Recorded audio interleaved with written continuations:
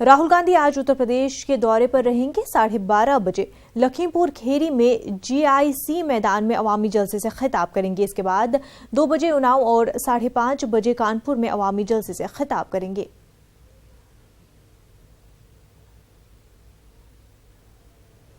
कानपुर के रमईपुर में एसपी और बीएसपी मुश्तरका जलसा करने जा रही है। दोनों पार्टियों के बड़े लीडरान मौजूद होंगे। अखिलेश और मायावती मुश्तरका जलसे से खिताब करेंगे। अखिलेश यादव पार्टी के उम्मीदवार राम कुमार के लिए वोट की अपील करेंगे, वहीं मायावती निशा साचन के लिए अवाम से वोट की अपील करेंगी।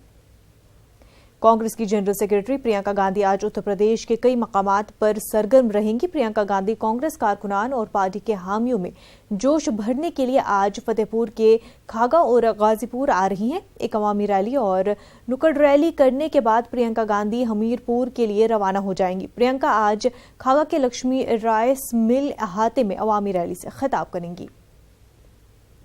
बीजेपी सदर अमित शाह आज बिहार और उत्तर प्रदेश के दौरे पर रहेंगे। अमित शाह वाराणसी और बेगूसराय में मुख्तलिफ प्रोग्रामों में हिस्सा लेंगे।